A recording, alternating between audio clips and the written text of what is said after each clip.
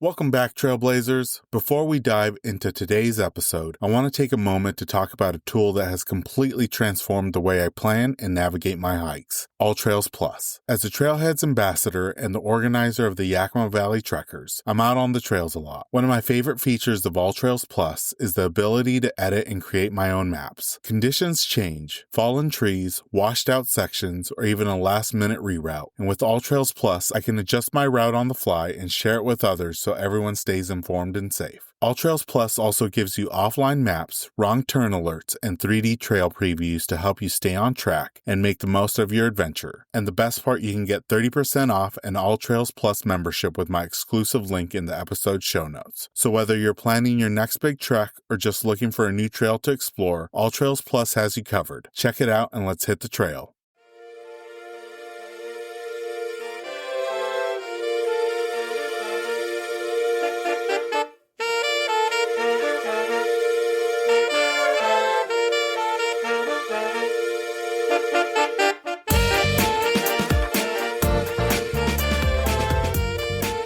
Welcome to Season 14 of the Hikes and Mikes podcast. I'm your host, Ivan, and each week we're hitting the trails through conversations with extraordinary hikers from across the United States and beyond. Spring has a way of pulling us back out there. Muddy boots, wildflowers pushing through the thaw, and trails that feel brand new, even when we've walked them 100 times before. There's something electric about this season. When the days stretch longer, the snowpack starts its slow retreat, and the mountains finally say, "Come on up." This season, I've had the privilege of sitting down with hikers whose stories carry the same sense of renewal, of fresh starts, new summits, and the kind of momentum that only comes when you've been waiting all winter to lace up and go. From early season ridge walks and creek crossings swollen with snowmelt to the quiet joy of watching the landscape wake up mile by mile, the voices you'll hear this season remind us that the trail is always calling. You just have to answer. So shake off the cabin fever, air out the pack, and get ready. Season 14 is here, and the conversations ahead are as alive, layered, and full of possibility as a Pacific Northwest spring.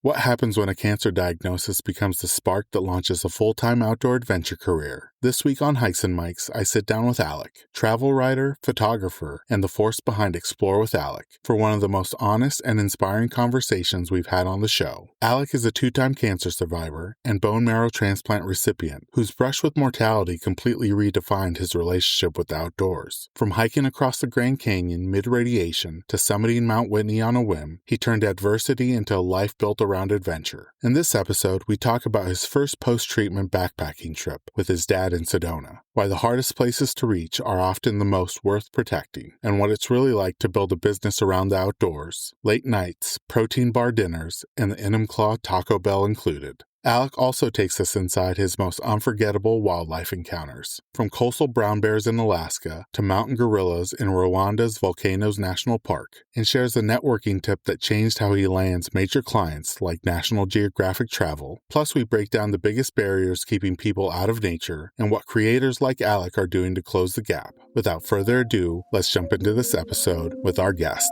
Alec.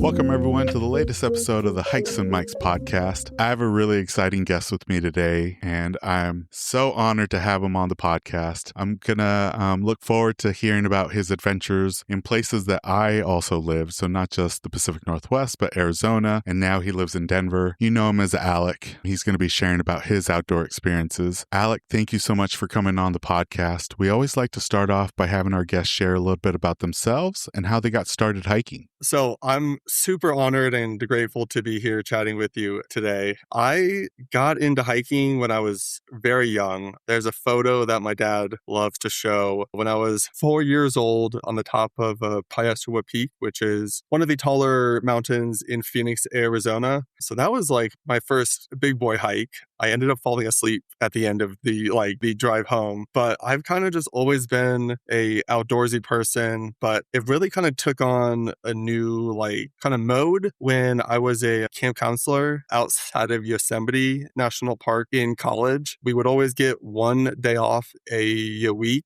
and I made it a priority to go hike in Yosemite. So this was doing Clouds Rest, this was doing Half Dome, this was doing Yosemite Falls. and just really trying to just experience a place that while I had been before, I was able to do it kind of on my own. And what I think that like really resonated was that like I finally got to choose the like hikes I wanted to do versus growing up. It was always like, Alec, you're going to go do this hike. And it's like, well, okay, I don't really have a choice, but like finally having the ability to like make my own decisions and kind of have my own agency was incredible. And Yosemite is amazing. So it's like, it's hard to be sad there. That is so true, Alec. I can't believe it took me this long to visit Yosemite, but I finally had my first visit in February and it just blew my socks off. So the fact that you were able to enjoy all that Yosemite has to offer, especially the big hikes, is incredible. And, you know, like I shared at the beginning, you've lived in some incredible places when it comes to hiking. Arizona, Seattle here in the Pacific Northwest, and now in Denver. In your experience, how did each of those landscapes shape the kind of hiker that you are today? So for Arizona,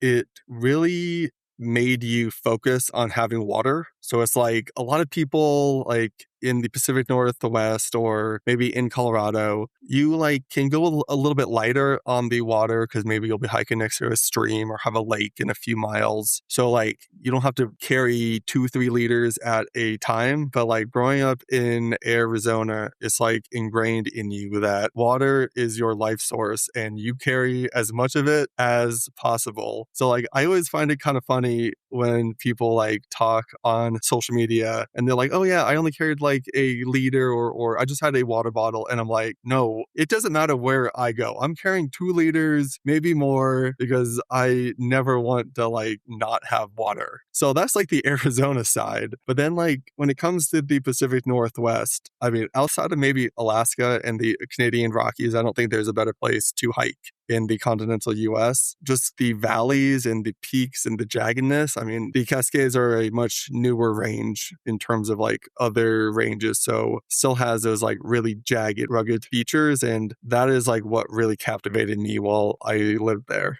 And so true, Alec. I think before I moved to Arizona, I would carry a liter max on my day hikes. And it wasn't until living there where I had to carry like at least 2, if not 4, where now it kind of just became everyday hike essential is where I, at a minimum, carry 2 liters just in case, if not 3. And I got to agree with you, like outside of the Canadian Rockies and Alaska, the Pacific Northwest has a little bit of everything. But, you know, I think a lot of us who enjoy the outdoors, and especially previous guests, we all have a different path at the beginning of our outdoor experience, and then it leads us into the world of the outdoors. And for you, you were with political science and you did campaign work. What pulled you away from that world and had you focus into the outdoors? So the main reason why I left campaign work was because campaigns end and then you have to keep finding a new job. And after a while, that becomes kind of tedious and or it requires you to move, like be constantly moving around, like to different states, to different cities. And I was like, I don't really want to do that. I'm now like, 22? I mean, I wasn't making much at the time anyways. So I went into marketing for the next like 4 or 5 years and just was like hiking on the side. I began a blog and I was like, well, like I'm going to go to a few like really cool places. I was going to be Havasupai. I was going to backpack the enchantments and I had plans to hike Mount Whitney at the end of 2018. I was just like, well, like I want to like be able to educate others. I want to be able like to just kind of tell a few stories here and there. And I mean, I was only writing for like some friends or some family. Like I wasn't having really any idea of where I would be now, but it just like kind of just like shows that if you just like enjoy something, it doesn't have to be what you study, but if you have some passion and you kind of take a little jump, a little leap of faith, it can just work out. And at the moment it is working out and I'm very happy. And I kind of wanted to ask, Alec, like, was there a specific either trip or hike or trail that was the moment where you realized that, you know, this isn't just something I love, but this is something that I want to build my life around? So in 2020, after we all got laid off, or had life completely interrupted. Well, I mean, I got laid off, and my brother did also. So we decided to do a big road trip. He left a week before me, and then I flew up to Utah, and then we began doing a 5-week road trip. We called it the pandemic road trip. So we hit Grand Tetons, Yellowstone, Glacier, Mount Rainier, and the North Cascades. And just like we both take photos. So we were just waking up early, staying up late, sleeping in our car, backpacking, just having like the most incredible and memorable trip between two brothers. And that was just the time when I was like, this life is pretty cool. I mean, not technically working is like always nice, but just being able to be active, being able to see new areas that I had never seen before showed me that there was like another possibility. And like, I didn't have really any social media following. It was like maybe 2000, maybe. So like, I wasn't here to like get famous. I just was like, this seems awesome. I had to end that road trip and get an actual job because I was running out of money. But over time, it just was like, I think that I can do this. And I was writing more. I was being more consistent on social media. And then I got laid off again. And then that was the final push that was like, okay, go try freelancing. And almost 5 years later, here we are. Oh, that's awesome, Alec. And I got to ask, that road trip that you did, how long did it last? Was it several weeks or did it go a few months? I did 5 weeks with my brother. He kept going and like hung out in Washington and then in Oregon. And then I think he dropped down to California. He didn't have the pressure. My biggest pressure was going back to my girlfriend I've now married. So like I had a personal kind of reason, or else I would have stayed out there adventuring and having the time of my life. And, another portion of your life experience, Alec, that you've been so kind enough to share with the community is that you're a 2-time cancer survivor and a bone marrow transplant recipient. And going through that journey, has that experience changed the way you approach not just risks, but maybe adventure and even time? It showed me the benefits of being active and very healthy, because even though I had cancer the first time, I went into it in one of like the best athletic shapes of my life. I actually like basically realized that I had it trying to train for a marathon. So it just kind of like showed that being active is really healthy. And then it like obviously disrupted my life. I wasn't able to hike. I didn't know if I would ever go backpacking again. It's like when you get cancer, your life is just kind of like on pause, and you're like, will I ever get to do this stuff that I really enjoy doing? So it really puts things into perspective and shows you like what matters and who matters, and the things that you really want to do, you should prioritize that. Like, I mean, I was 26 when I got diagnosed the first time. So it's like, I was only a few years out of college. So it's like, I was still going to the bars and drinking and like having fun. But then after that, I was like, I don't really like doing that. And I don't really want to continue doing that. So like, I just started to road trip and really invested in learning about photography and nature, just doing things that I thought would be really fun and also adventurous. Like I convinced a few friends to hike across the Grand Canyon while I was going through radiation just a few months after treatment. And then I hiked Mount Whitney on a whim, which was kind of wild, on a 4th of July. And then I did a big Colorado road trip. I was like, I now have this new life. I'm going to try to do everything that I possibly can to make this thing work and to have fun. I've tried to do that like over the last few years, and like there was another hiccup with another diagnosis, and then the bone marrow transplant, which like even more put things into perspective, because the transplant, I was in a hospital for 21 straight days. So it's like, I didn't get to see nature. I didn't get fresh air. I don't even think we like opened up windows. It like really shows you like how fragile life is. And then also, if you have the opportunity, go do it, because I mean, this applies to anything, but it's like next week you could be hit by a bus. It's like, then who knows what'll happen. But it's like, if you have the opportunity, go do it. You won't regret it. Yeah, and you've certainly continued to send it with your adventures and the areas that you're able to explore.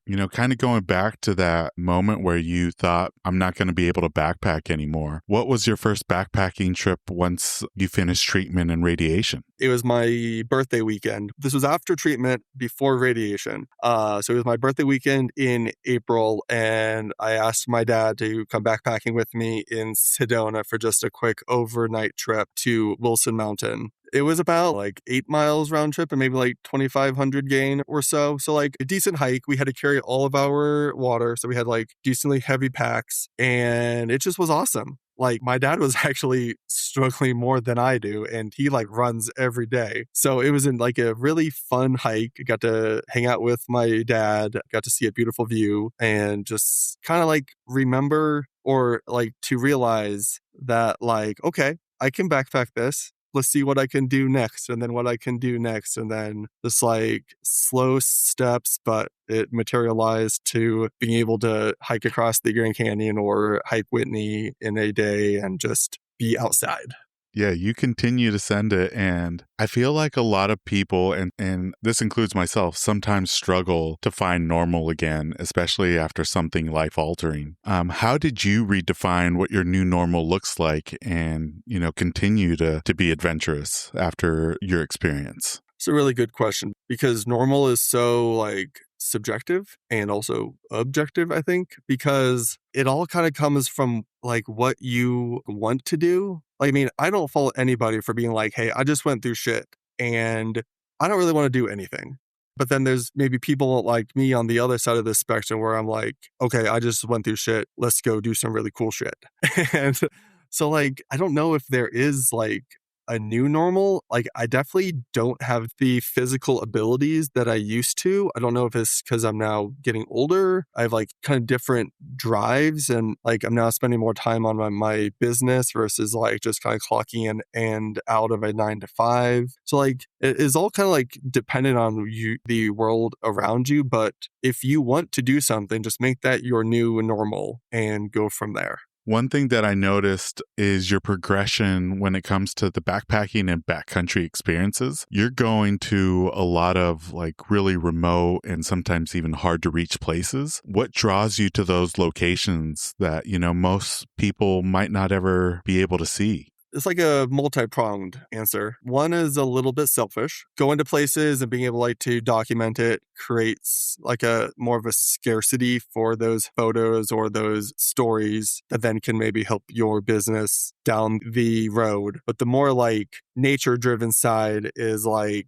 if you go to hard to reach places, you're probably going to have it alone or relatively alone. And we all basically try to go into nature for a little bit of quiet, a little bit of good views, away from the hustle and the bustle of the world. So there's like that aspect. But then I think it's also important to show the world, like most of the hard to reach places are probably in a wilderness area, which will be protected. And people like might like know of the idea of a wilderness area, but it's like until they can see it and see why we have protected it and pass laws to make sure that you can't log, you can't mine, you can't develop these areas. I'm basically trying to connect people to places that they don't see and then connect it to like these places exist in its current state because we passed laws and we elected people who prioritized climate and the environment. Just like being able to give tangible reasons and pictures to what policy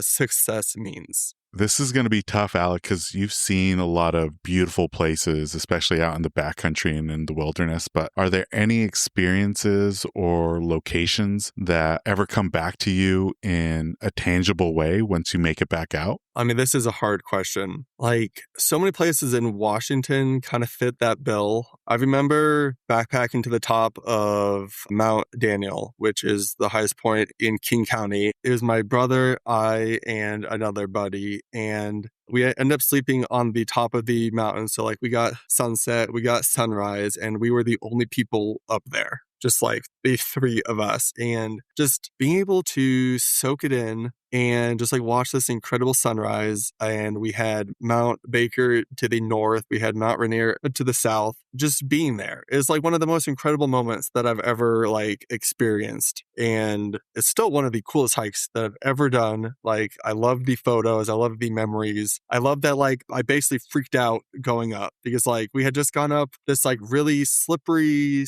like sandy ridgeline, and I was kind of like on edge. And then the trail had a little bit of snow on it. So we had to like cross this narrow snow trail, and it was like a long, steep slope. And I was like, guys, I don't like this. I don't like this. I'm not having a good time, but I got through it. And then after that, it was like, okay, this is fine. We have this. But like, I look back and I was like, if I had turned around then, I would have missed out on something incredible. And I'm just like so grateful that I was able to get through whatever like mental hurdle I was going through, and it worked out like incredibly.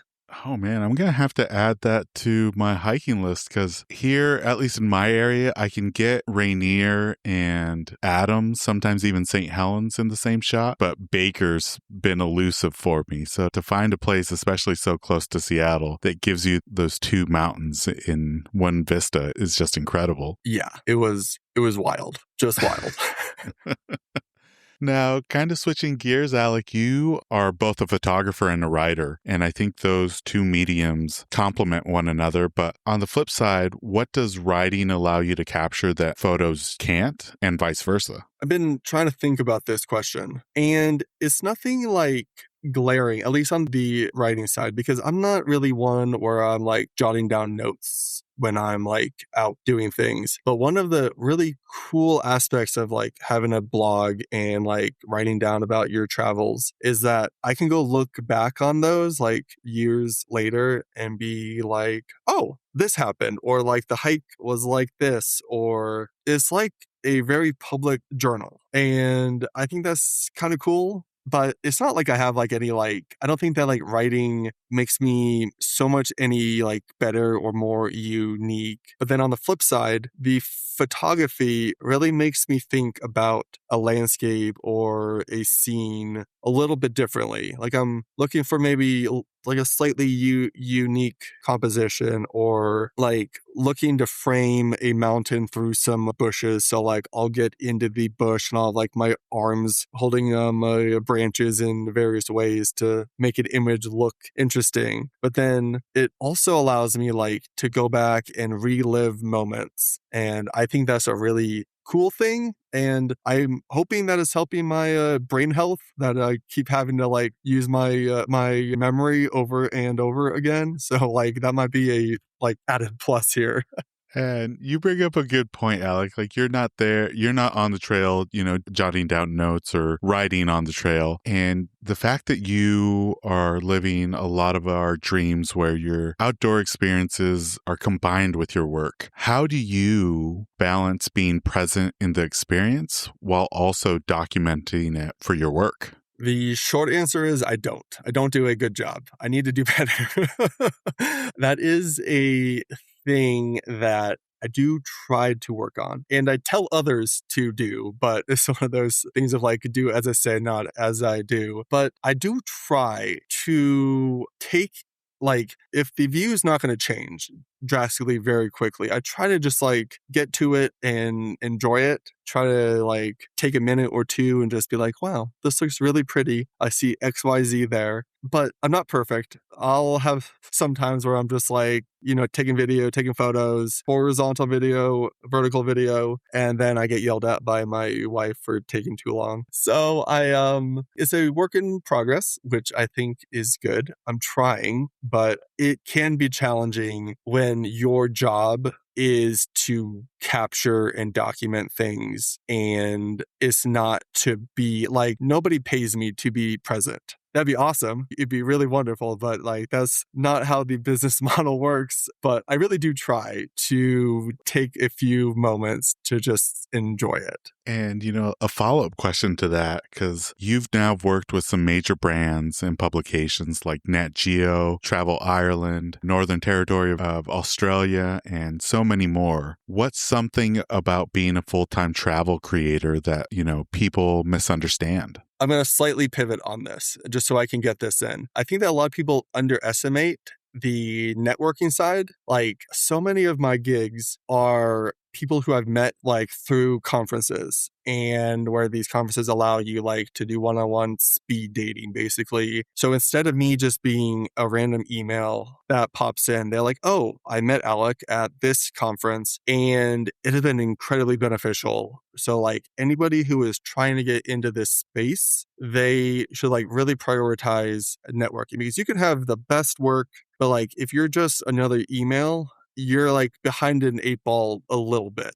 So like that is like my one big tip. Now, for what do people not really understand? One, it is a lot of stuff that no one will ever see. Like it's waking up early, it is driving at night, in the morning, it is a lot of eating at like 10 o'clock. And it's a lot of kind of freaking out that there's nothing available to eat anymore because everything's closed down. Like I was in Lincoln City. This was actually my one or my second job ever. And I had done a hike and I got back into Lincoln City, which has like maybe 10,000 people. And the only restaurant available was a McDonald's. And like I try to eat healthy. I try not to do McDonald's, but I was like, there was literally nothing else available in this entire city. So like that's one aspect that like people probably like, oh yeah, you just eat. Well, the protein bars get eaten and then that's my dinner. But another, I think, interesting aspect that is not like a thing that I'm proud of, but I think it just like kind of comes with the territory is that, and like I don't do this that often, though I did just do this on a trip to Austin, but like some people will go to a place, do a quick video, and then like literally leave because it is like I don't have the time to spend hanging out in wherever, but you like just need a quick clip to be able to help to show that this is it. So like, I mean, I do hope that people like spend time where they go visit, but like one of those like less than ideal kind of situations is just kind of popping in, getting a quick video, then you leave for the next place. Oh man. So two things that I definitely want to follow up on is I feel like a lot of people, and I don't know if it's just McDonald's, but I feel like there's been moments where it's the only thing open, and especially in these small towns where either I've personally got done with the hike super late that I wasn't expecting, and the only thing you open is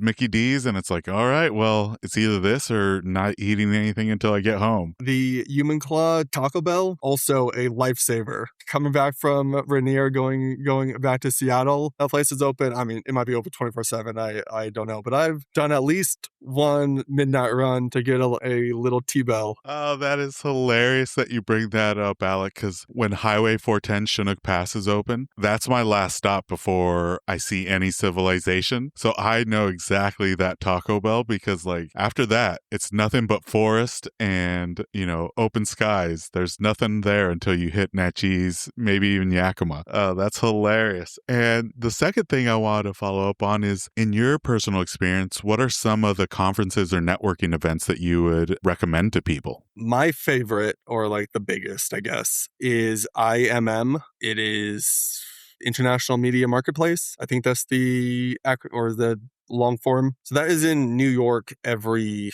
January. And basically there's people from across the world there. It's like a rush. You walk into this, like, it is at the Javits Convention Center, and there's like 500-600 kind of tables, all with media representation, and you do a complete day, 8:45 to 5 whatever, just basically speaking to people from destinations. So that's like a great way to meet people. However, you have to apply and then get accepted. Another one that I got invited to that was really cool up in the Pacific Northwest is Travel and Words. It's kind of hosted by Northwest Travel and Life magazine. It's kind of like IMM, but more regional. So that's been really cool, like especially when I lived in Seattle, to meet people who were more local, and I might not have to like fly to the Northern Territory or fly to Ireland. A little more convenient. But then I'll just rattle off a few for anybody interested. There's SATW has a conference, that is the Society for American Travel Writers. NATJA, NATJA. I'm not part of that, so I don't remember what the maybe National North American Journalist Association. And then there's ATTA, Adventure Travel Trade Association. And they all host different conferences that really offer good networking opportunities. Awesome, Alec. And I think what I'll do is I'll type those up and put a link in the episode show notes so people can check them out. And I'll see if I can find the hyperlinks so people can take a look and see if it's something that they could definitely participate in. Appreciate you sharing those with us. Now, switching gears, Alec, you are stepping into what I think is your wildlife photographer era. What's been the most powerful or maybe humbling wildlife encounter that you've had so far? The best one by far, it would be Katmai National Park. I actually just got done writing an article for Northwest Travel and Life on this. So that'll be out in the summertime for the Pacific Northwest readers. But that opportunity allows you to get so close to wild animals, the brown bears, that it's both unnerving from like a viewer perspective, but when you're there, they do not care about you. They're eating so much salmon, and like you can get within like 10 feet. I don't think that I would get any closer, at least not like intentionally, but it really just like shows you like their grace and their beauty. It shows their strength and just like tearing apart salmon. But it also like kind of shows that like the trust that animals and humans have, because the bears are trusting us not to kill them, and we're trusting the bears to not to kill us. And it just kind of works. Like they know that we are there. You don't make any aggressive motions, and you're just kind of there hanging out, just watching the most beautiful animals that you can imagine from a very close distance. And I don't know. It's just really, really cool. But then there's also the like aspect when like the bear kind of goes out of view for a second, and you are like, where are you? Where'd you go? Why don't we come back out where we can see you? But it is just like a really like life. I mean, everyone kind of tosses around life-changing. I don't know if it's like technically life-changing, but like definitely a very special, special moment. And I gotta ask, like, I personally have only seen black bears here in the Pacific Northwest. I've yet to see a grizzly up close. Did your image of them, of, these Alaskan grizzlies, kind of live up to what you had thought in your mind, or were they bigger or smaller than what you envisioned? They're definitely bigger. They're bigger than grizzlies because they have a lot more to eat. So I had seen grizzlies in Glacier National Park the year before, like relatively close, but not like close. We had a ranger with us and like 20 other people, and we were told that we weren't able to move or go anywhere. So it's like they were up on a hill. But yeah, the coastal brown bears are much larger just because they have a lot more to eat. They're not as big as the Kodiak grizzlies, which reside on Kodiak Island. And those like put brown bears to shame because they're like basically their own genetic species. And these things are behemoths. So I'm looking forward to the day when I get to go see one of those and like stand up, and it's going to be like, I don't know, 8 feet tall. And I'll be like, wow, I'm glad that I'm right here and you are over there. Alec, I feel like a lot of your work is about inspiring people to get outside, and you've already shared what kind of motivates you to push yourself to get outdoors and experience these adventures. What do you think is maybe the biggest barrier holding people back from sending it or just getting outside? I think there's multiple reasons. I think one is maybe people don't know where to go. Like, it's important to say, or at least to note, that like nature doesn't have to be a 14er. Nature can be walking the green belt behind your like house. It can be just a little forest preserve down this street. But if we're gonna like take kind of like the difference of like people not knowing where to go, like in the mountains or in the desert, like I do think that people, at least this used to be a little bit harder, like before all trails and maybe before social media, that people didn't really know where to go. They didn't know like what to bring. And maybe they also don't have transportation to get there. Like it requires traveling, especially now, traveling requires money. Like it doesn't have to be a ton of money to go on a hike in the mountains. Like you're going to be paying for gas and maybe the America the Beautiful Pass to be able to enter a national park or a state parks pass. but there is that barrier. I don't think that like having a car is like the largest barrier, at least to me, though, like I'm sure others would believe that. But then also, and you can link this in the notes, that there is like a good study by the Center of American Progress that just rolled out this month, I think, about the nature gap between low income communities and then more wealthier communities, and like how like wealthier communities might have a nice walking path around their community or more trees, which then leads to better health outcomes and less XYZ problems. So like there is that aspect of just like where you live and just like the luck of being born into a wealthy family who can travel or has a lot of money, or you got a college education, so you got a really good job, and then now you have more money to travel. So like there are barriers, but if you have the want to go out there, there are ways to get into nature and experience like the benefits that it allows. And like I do recognize that I'm pretty fortunate. Like I'm very fortunate, but before I was doing this as a job, I like knew that I was fortunate, and like I had my weekends to go travel. And it's like if you have a holiday weekend, then maybe you take a vacation day on the Friday. So now you have a 4-day weekend and you can go, instead of just going to this state park an hour away, you could go another state over. So like I do think that like that people who want to, there are tons of reasons to get out, but I am also cognizant that like in today's culture where people might have to work multiple jobs or don't have disposable income, that it can be harder to travel to really exclusive areas. And I'm glad you bring some of those barriers up, because I recently participated in a focus group for one of our conservancy agencies here in Central Washington. And the goal was to, get more diverse people out on the trails. And this focus group was in Spanish. And, one of the barriers that community members were mentioning is, they didn't know if a pass was needed, like America the Beautiful or, a Discover Pass here in Washington State. And then the surprising one, a lot of them, because the canyon is called Cowiche Canyon, thought that you had to drive all the way out to the town of Cowiche in order to access the land. A lot of them didn't realize that there was an entrance to the Cowiche Canyon, less than 5-10 minutes from Yakima, which is the big city. So I think there's a lot of barriers out there. And one thing that you're doing to help, reduce those barriers or minimize those barriers is creating a ton of free resources. I think I saw that you do checklists, guides, even a backpacking ebook. When someone downloads one of your guides, what do you hope it leads to for them beyond just the trip?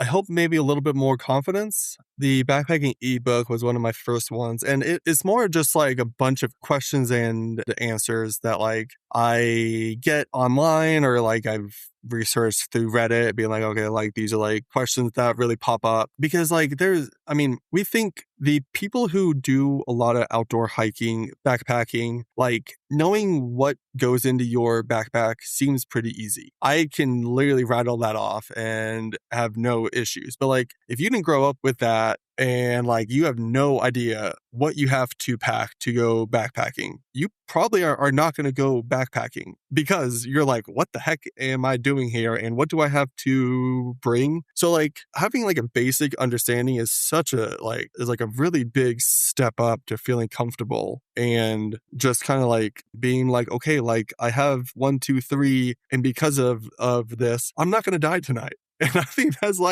I don't know how many people are like, I want to go die on a backpacking trip, but it's like, I'm sure it like crosses their mind of like, am I going to come home? To like remove that mindset, I think is a really big thing. And then like my other freebies are like good advice, like places to see in Iceland, or like different hikes in Washington, or like what to see when you go to Alaska. So like it's just kind of like a fun thing. to kind of have out there. And if like a person wants it, they can download it. I just got into backpacking over the last 2 years, and it definitely blew my mind how much actual gear goes into backpacking, because I've camped, prior to my backpacking experience, but it was just, you pack a Coleman tent and a sleeping bag and that's it. But I've shared this on the podcast previously. We went up to Banff National Park and we were able to grab a campsite there at Lake Louise, and beautiful day. It was 70 plus during the day, but then at night it dropped down to 24 degrees Fahrenheit. All we had was that Coleman tent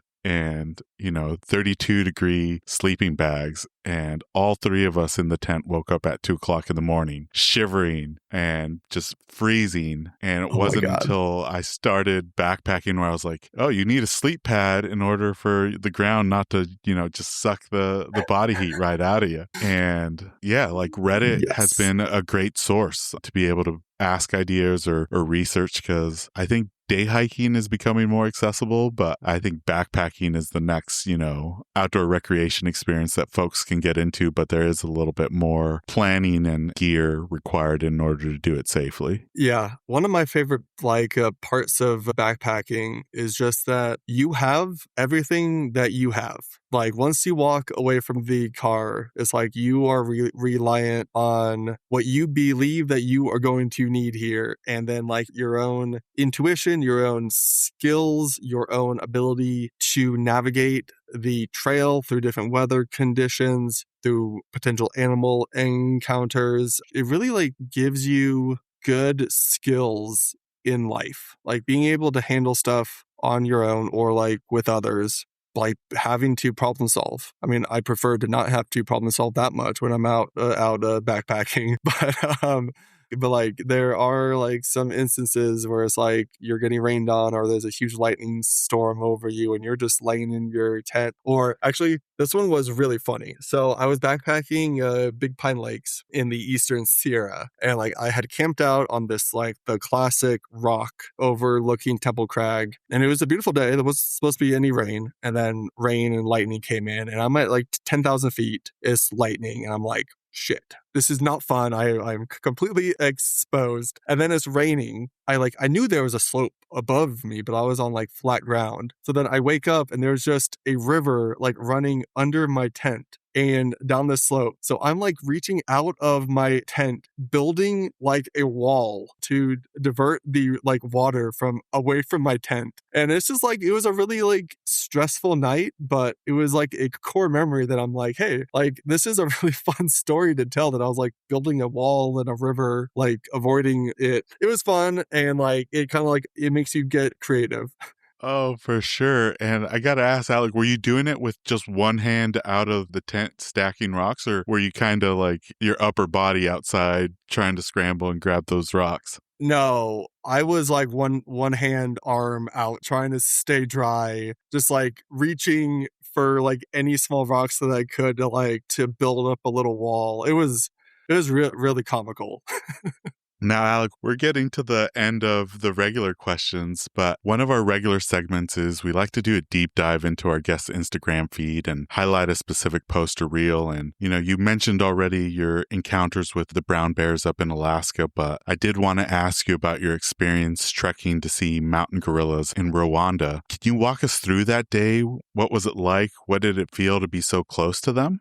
The entire day was interesting because of you have to go to the staging location, which is in Volcanoes National Park in Rwanda. So before this, you can choose if you want an easy, medium, or a hard trek. And my group was like, let's do easy. And I was like, okay, fine. Because our guides were like, everything's going to be hard anyways. So it's like, do you want just easy hard or hard? So long story short, it was just easy. It wasn't hard at all. We walked maybe 2 miles through these various farm fields as the locals are just tending to their crops. But once we got to the boundary, we got about a 5 to 10 minute kind of pep talk from the lead ranger being like, okay, this is the boundary. This is what will happen. We're going to meet the trackers up here in a bit. And the trackers more or less stay with the gorillas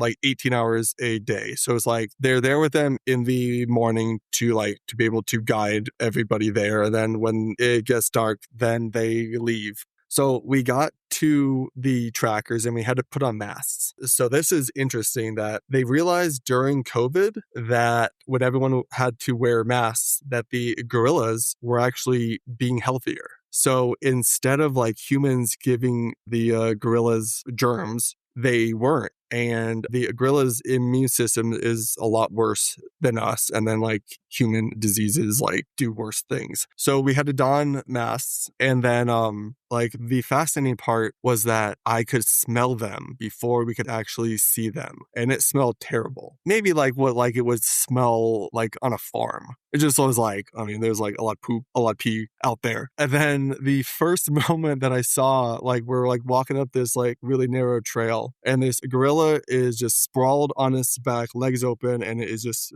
peeing. So that was my like first encounter with a gorilla, with just it like spread eagle watering some plants. But it luckily got better.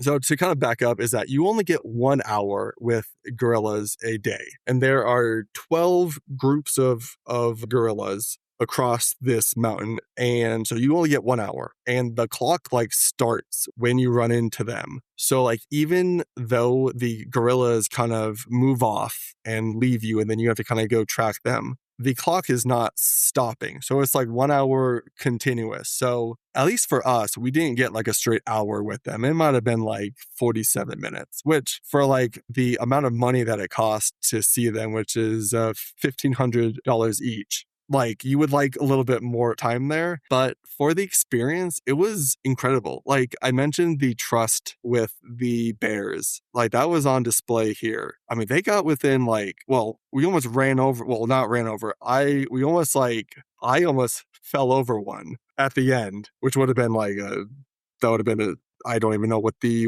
word is, but like maybe a terrifying experience. But like you can get incredibly close, and they trusted you just to not do anything because like they have been habituated. But just like to see a distant cousin just like there in the jungle, it was like just like a mesmerizing experience. And just watching them interact with each other, it's just, you gain a greater appreciation for conservation and for like protecting these species, because they almost went extinct. Like in the 1980s, they estimated there was only 250 left in the entire world, and now they're up to over 1,000. There should be more. They're working on a census that got delayed or that got nullified in 2020 due to COVID. So it's like the most recent numbers are I think from 2016. So like, I mean, it'd be kind of a shock if they went down, but it's a moment that you realize that like that humans can both take things away, but also help bring things back. Oh my gosh, what an amazing experience. And how cool is it that they figured out that, continuing to wear masks around the gorillas actually benefited their health, and that practice continues on today. That's incredible. That was it for the regular questions. This next segment are rapid fire questions. And the first one, I'm interested, do you have a pre-hike ritual or maybe a first mile mindset that you do frequently when you're starting a trail? Not so much a ritual. Well, I try to download the map or have a map downloaded offline just in case. Like, I'm not perfect. I've gotten lost on a trail before and like freaked out. That was in Washington like years ago. But I mean, my pre-hike ritual is to make sure that I didn't leave anything. So just like do like a quick like mental checklist, or just like, oh no, this is probably my best, not like my best one, but I try to tell people where I am going. And if it's an overnight trip, I will tell them like when I should be back. You should do this in the era of like a Garmin InReach device. Like I can still communicate in the backcountry and be like, hey, this is my location. But I think a good thing that everyone should do is just like have a buddy or your mom and dad or your brother and be like, hey, I'm doing a hike, or I'm going to go backpack and I'll be back by 1 o'clock. And if it's now like 4:30 and you haven't heard from me, call 911. So true. I think that's sometimes overlooked, and especially when you go on hikes that are just on a whim, something you don't think about letting somebody know. But yeah, it's definitely something that's important. And I always tell my hiking club members is I create this PDF not just for you about the hike that we're doing, but also for you to share with friends and family. This way they know exactly where you're at and when to expect you back as well. And I love that. So I have a kind of a funny story that it was my first summer in Washington, and some buddies and I went on a hike, and we got back at like 12:30. And for whatever reason, like I had cell service at the top. So like I texted Jamie and I was like, all good, we're alive. And like we're going down. So then I lost my cell service, and then it just never came back. And my phone was in my backpack in the trunk. So like I didn't have access the entire drive home. So we got back at like maybe 2:30 a.m. I don't know, late. And like I go to shower, and then she like knocks on the door crying. And I'm like, oh my God, what just happened? I was like, oh my, is there like a life thing happening? I'm not sure. And she's like, I thought that you died. I called your brother. I texted everybody. I was like, I didn't know where you were. I didn't know who you were with. And I'm just staring at her like confused. Wait, you're concerned about me? I'm right here. I'm good. That was more of a fluke incident with like my cell phone not connecting or whatever, but like definitely keep in contact with your loved ones. It'll make everybody happier. Oh, for sure, Alec. Thanks for sharing that. There's been moments where I'll turn on airplane mode to conserve battery and then forget to turn it back on. And then I'll go grab something to eat. It takes longer than expected. And it's not until I turn airplane mode off where all of a sudden all these messages are starting to come through. Are you okay? You were expecting an hour ago. But I love that tip. Definitely let people know where you're at. Now, we've talked about, late night runs to some food places, but if you had a preference, what would be your go-to post-hike meal or drink? I'm sure that this is said in like 99% of everyone who you ask this, but pizza and a beer, or as the last guest said, some Mexican food.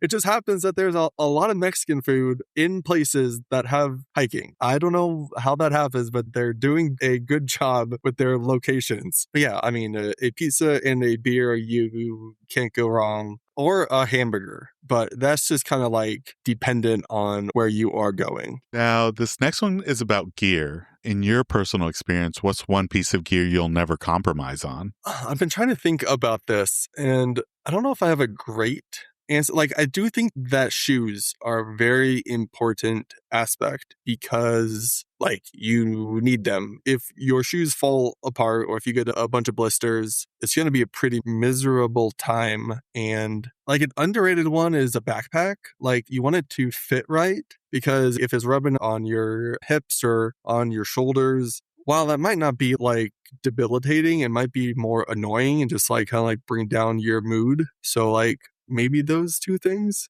And on the flip side, Alec, I got to ask you, in your own personal experience, what's the most overrated piece of outdoor gear? Oh no, a lot of gear is important. Oh my gosh.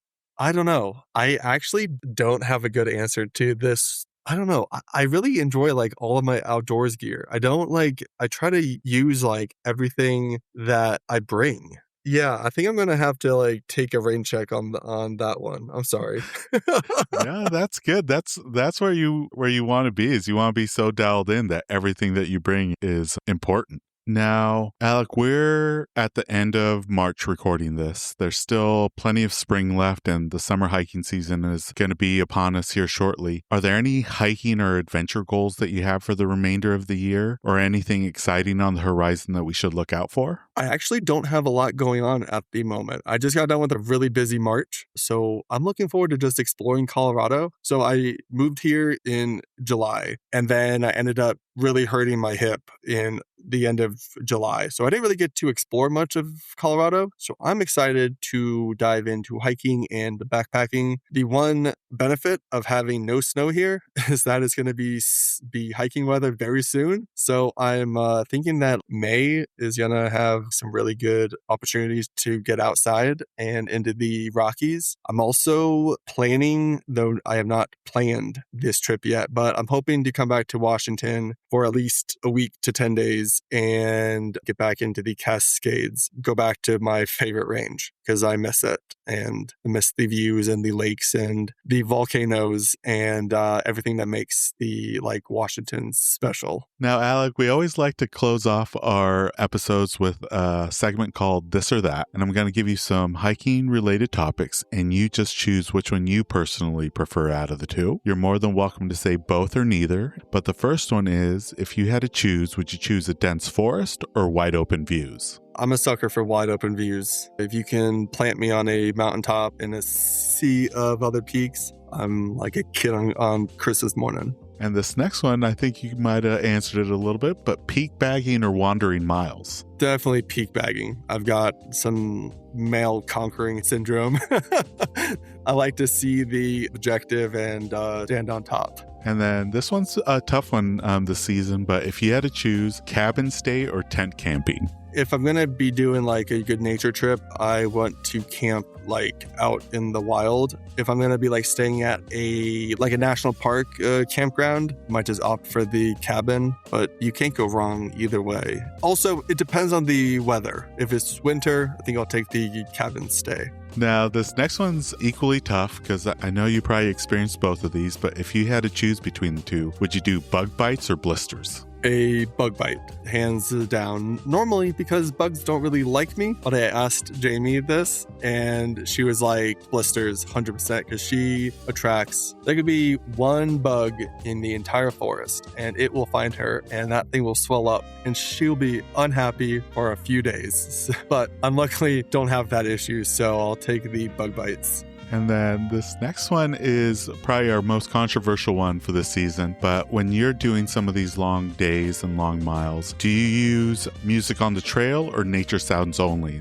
And it doesn't have to be music. It could be like a podcast, an audiobook, and you have your earbud in. It depends. If I'm with others, then it's just nature sounds. If I'm going alone, I'll definitely throw on a music or a podcast. That differs if you're in grizzly country, then it's you play loud music and everybody understands that music is what is keeping you alive. Very true.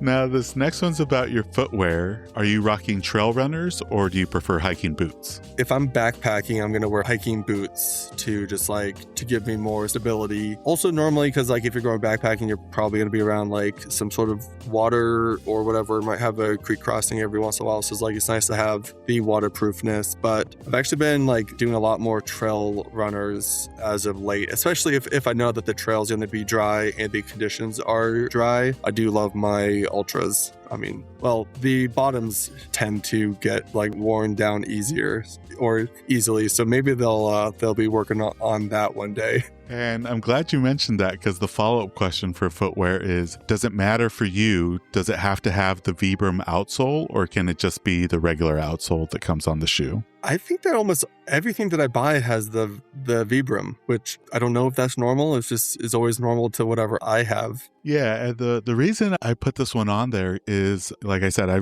recently found the shoe that I think is going to work out for me, and it's an Ultra. And they had two versions of it. They had the Wild Experience 3 that just had their, I think they call it the Mag Track outsole, but then they had the 3 Plus that had the Vibram outsole that was $15 more. Ultimately, I went with the Vibram just because I liked the grippiness a little bit more. But I did start noticing, at least on some of the trail runners, where they had this regular version, but then for a few dollars more, you can get Vibram outsole. Now, the next one is another tough one, but if you had to choose between these two types of conditions on a summit, would you choose a windy summit or a cloudy summit? It depends where I'm located and the time of the year. If I'm in Colorado and it's cloudy, I'm probably about to get hit by lightning, so that's not great. In Washington, I'm probably okay. It's going to be a great sunset. So location dependent, but I really do hate wind, especially really windy,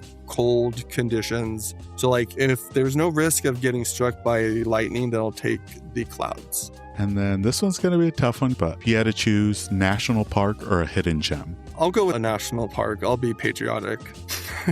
I mean, they are home to some of the best like views or like places, and there's plenty of ways to get to a hidden gem inside of a national park. And this one, you've experienced both of these in stunning fashion, both in Washington and in Colorado. But if you had to choose, spring wildflowers or fall colors?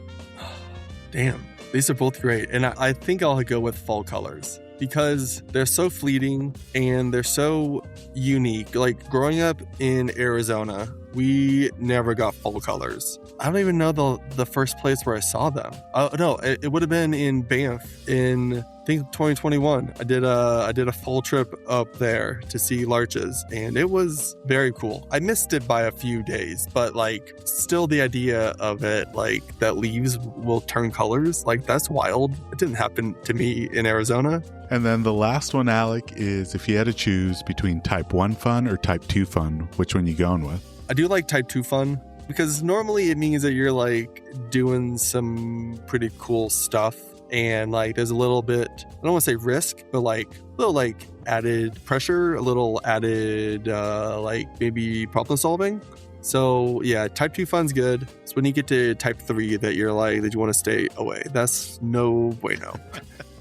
Well, that was it, Alec, for the this or that questions. For folks that want to follow your journey and maybe see some of the moments that you described here on the podcast, where are some of the places they can find you both on social media and online? Thank you for having me on. This was awesome. I loved having this conversation. So people can follow me on Instagram at Alec Outside, all one word. And then my website is explorewithalec.com. And I have a newsletter that you can subscribe to on that website also. And I mean, I have my YouTube channel where I pretend that I'm a videographer and I try to make some interesting things, and that is also at Alec Outside. So like if you want to come follow, come see some cool stuff, get advice, get some inspiration, or just itineraries, almost everything's free on my website. Awesome, Alec. And we'll be sure to put those links in the episode show notes so people can follow along. Thanks again, Alec. It has been a blast chatting with you and especially reminiscing about some of the quirky Washington spots that, you know, only some people might know, but really appreciate you taking the time out of your day to speak with us. Hey, thank you so much. Appreciate it. And that brings us to the end of this episode alongside Alec. We extend a heartfelt thanks to him for joining us on the podcast. Be sure to follow him on Instagram at Alec Outside. And for more, be sure to check out the episode show notes. This episode of Hikes and Mics was produced by Jordan Smith. Be sure to follow her adventures on Instagram at jordan.journeys. New episodes will drop every Monday throughout the spring hiking season, with the occasional Friday bonus episode along the way. To make sure you never miss a moment of these inspiring trail stories, hit that follow or subscribe button. Your support truly keeps this community moving forward, one episode at a time. Don't forget to connect with us on Instagram at Hikes and Mics. That's where you'll find behind-the-scenes episode visuals, my own spring hiking adventures, and plenty more to keep that fresh air stoke alive as the season heats up. As we wrap up today's journey, remember, the trails are waking up, the wildflowers are on their way, and there's never been a better time to get out there and explore. So tread those happy trails, soak in the sunshine, and keep chasing what's just around that next bend. Until next time, my fellow hikers, happy hiking. This episode's music was created by Ketsa. Follow along with him on Instagram at Ketsa Music. This episode is brought to you by Ursa Minor Outfitters. Folks, I'm absolutely in love with my loon mug. It's handmade, it's an absolute piece of art. Whether it's at the office or at the house, people keep asking to check it out. If you're not a loon fan, they also have other beautiful mugs for wildlife fans of moose, bears, and eagles. They specialize in products highlighting the outdoors and local pride through quality design by local artists. They've even started expanding into items beyond mugs, like apparel, dog accessories, and soon candles and more. They also try to partner and highlight other small businesses, and in some cases, forego profits in lieu of charitable giving to help their community, such as the dog rescue. So check them out, ursaminooroutfitters.com, and enter promo code HikesMikes10 at checkout to receive 10% off your order. And for our four-legged hiking partners, they also have a portable silicone dog bowl, and also a sweet over-the-collar dog bandana. Go check them out, ursaminooroutfitters.com, and don't forget to enter promo code HikesMikes10 at checkout to receive 10% off your order.